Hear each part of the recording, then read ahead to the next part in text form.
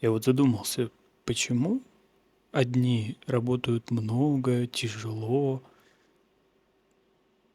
рвут свое тело, потом жалуются на жизнь, говорят, как им плохо, а другие летают по Дубаям, покупают тачки, квартиры и такие: моя жизнь — это сказка.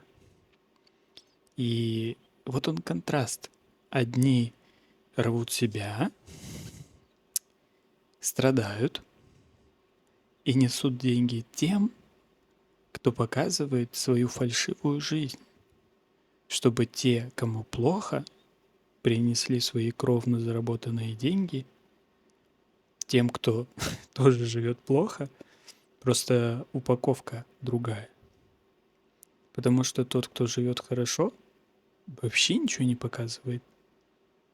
Типа, что за фигня вообще? Парадокс. Одни живут бедно и несут деньги тем, кто уже живет богато, чтобы богатые научили бедных жить богато. Чё такое? Я не понимаю.